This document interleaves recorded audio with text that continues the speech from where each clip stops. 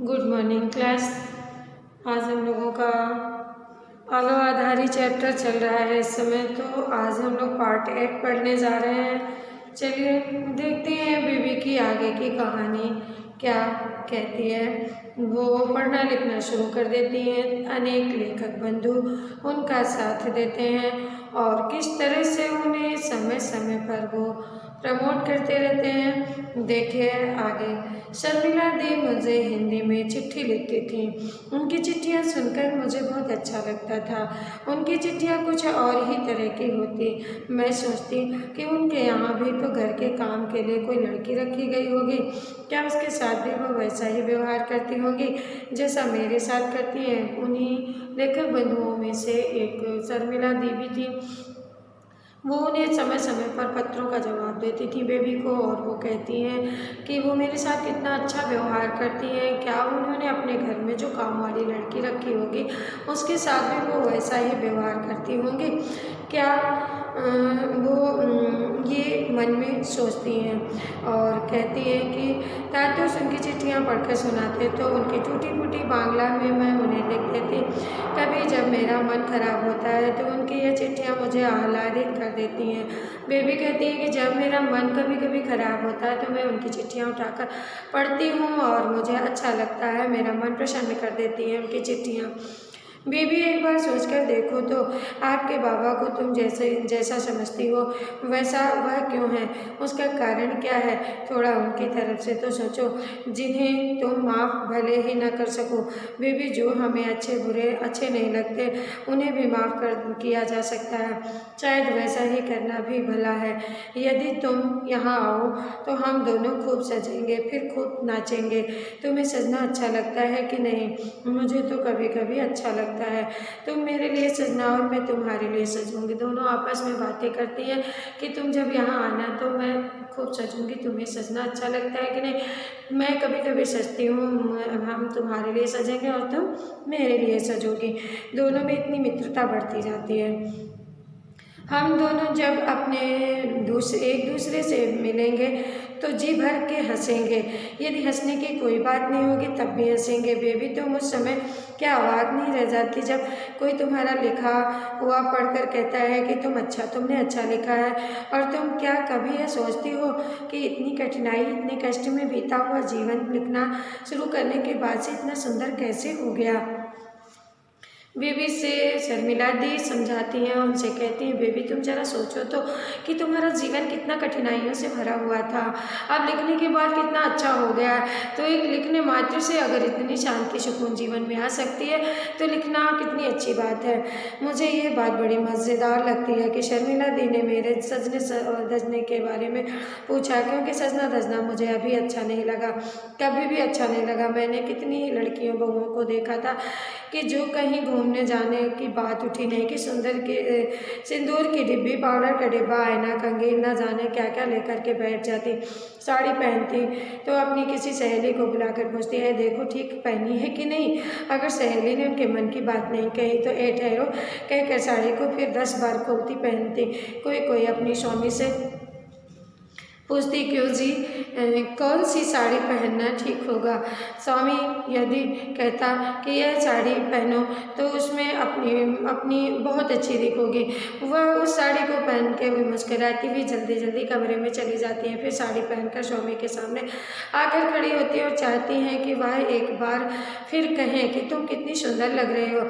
सिर्फ यह नहीं, वे चाहती हैं कि लोग भी कहें देखो देखो कितनी सुंदर लग रही है। उनका बेबी का कहने का तात्पर्य यह है कि लोग इसलिए सजते हैं कि लोग उनकी तारीफ करें। ये चाहती हैं कि लोग भी कहें कि देखो तुम कितनी सुंदर लग रही हो। मैं तो देखकर अवाक रह जाती। औरतों को साड़ी गहने से इतना मोह है, इनके लिए इतना लालच, इतना लोभ। मैं उन्हें देखती कि होठों पर, चेहरे पर ढेर सारा रंग पोत लिया चल पड़ी अपने स्वामी या किसी और आदमी के साथ घूमने। ये सब चीज़ें औरतें न जाने क्यों इतना पसंद करती हैं। मुझे ये सब बिल्कुल अच्छा नहीं लगता है। मुझे बचपन से यदि सजना संवरना अच्छा नहीं लगता था। बचपन में मेरी दीदी मुझे पकड़कर ज़बरदस्ती मेरी कंघी करती, बाल बांधती। सहेलियों के साथ कहीं जाना होता तो सहेलियाँ ही कह कह कर मुझे सजाती बजाती। ब्याह के बाद भी हम इन सब चीज़ों का शौक़ मुझे नहीं हुआ। कहीं जाना भी होता तो बस जैसे तैसे कंघी करके मांग में सिंदूर लगाकर चल पड़ती। इस पर भी पाड़े की औरतें मुझे देखकर चलती थीं। वे अगर अब मुझे देखती तो और भी जलती।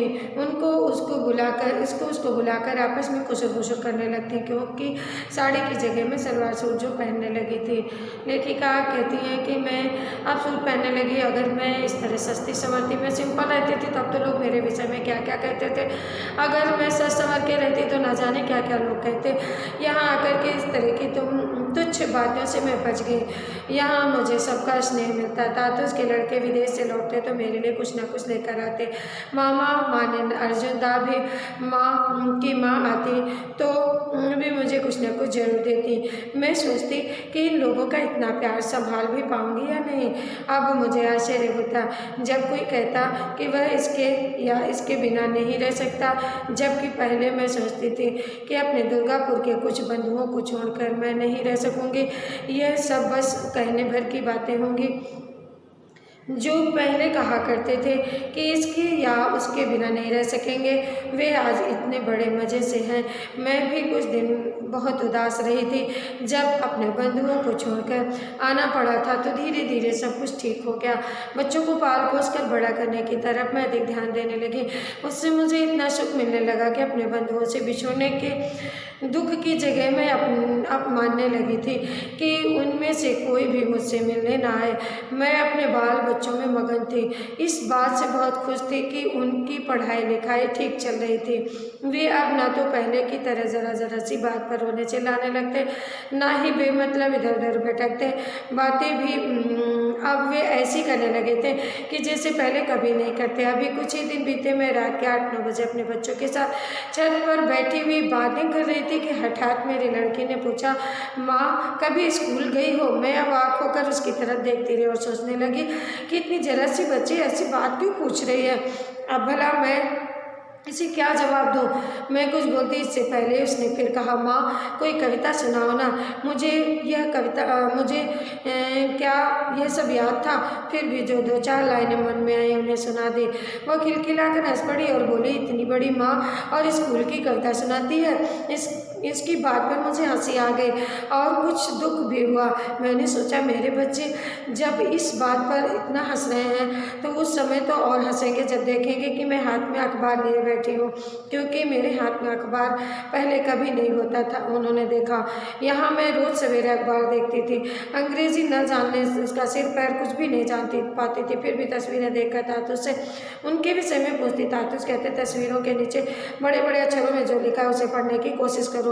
मैं एक एक अक्षर बोलती जाती, तातुस हूँ करके जाते और जब सारे अक्षर खत्म हो जाते तातुस पूरे शब्द का उच्चारण कर देते, इसका मतलब भी बता देते। बार बार पूछने पर कभी कभी वह उगता जाते और उन्होंने अपना प्रिय अखबार द हिंदू ठीक से नहीं पढ़ पाते, इसलिए शायद इसीलिए अखबार हाथ में लिए वह कहते, बेबी जाओ बच्चों को स्कूल नहीं भेजोगे क्या?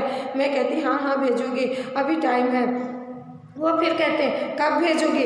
देर नहीं हो रही है? देर नहीं हो जाएगी तो जाओ। मैं घड़ी की तरफ देखकर उठ पड़ती। बच्चों को स्कूल भेजना ही तो कोई अकेला काम नहीं है। अर्जुन दा के उठने पर उसके लिए कुछ खाना वाना तो बनाना ही होगा। ठंडी रोटी वह खाता नहीं था, इसीलिए गरम गरम बना कर दे देती। उससे अच्छी अच्छी चीज़ें खाने का शौक़ था। चिकन विकन, बिरयानी, पुलाव, कबाब, आलू पराठा, पुदीना पराठा, ये सबसे अधिक पसंद था। साथ में टोमेटो सूप, चिकन सूप, प्याज सूप जैसा कुछ भी हो तो और अच्छा। मैं उसका खाना उससे पूछ कर ही बनाती। लोगों को कुछ अच्छा बनाकर खिलाना मुझे हमेशा ही अच्छा लगता रहता है। मैं जब अपने स्वामी के पास थी तब भी कभी कुछ नया बनाती तो कभी आसपास के लोगों को भी खिलाती। इस पर से मेरा स्वामी मुझ पर बहुत गुस्सा करता था। बेबी इस तरह से अपनी आत्मकथा लिख डाली और पूरी बातें अपने जीवन में जो भी उनके साथ घटित हुआ करता था सब कुछ लिखती हैं, लिखने का प्रयास करती हैं। लोगों को किताबें देकर अच्छी तरह की चीज़ें बनाकर खिलाना मुझे अच्छा लगता है, उतना ही अच्छा जब उपन्यास कहानी का है, कविता पढ़ना, अखबार देखना लगने लगता था। अखबार देखते देखते मुझ पर जैसे उसका नशा सा चढ़ जाता था। तातुस उसमें से जो कुछ मुझे बताते वह सब मेरे लिए बिल्कुल नया होता। वैसी बातें बार बार सुनने समझने के लिए मैं रोज सवेरे गेट पर खड़ी होकर अखबार आने का रास्ता देखती। उस दिन सवेरे सवेरे उठने में मुझे देरी हो गई थी। नीचे आई तो देखा तातुस स्वयं ही अखबार लाकर पढ़ रहे हैं। इस तरह से वो तातुस का ध्यान रखती हैं और समय समय पर तातुस की सपोर्ट करती हैं। तातुस के कहने पर उन्हें अखबार पढ़ने का भी चस्का जागृत हुआ और अखबार पढ़ने की आदत बनी। इस तरह से बेबी अपने बच्चों के साथ स्वयं को आगे बढ़ाती रहीं, दिन प्रतिदिन मेहनत करती रहीं, जिसका फल उन्हें अंत में मिलता है। धन्यवाद बच्चों।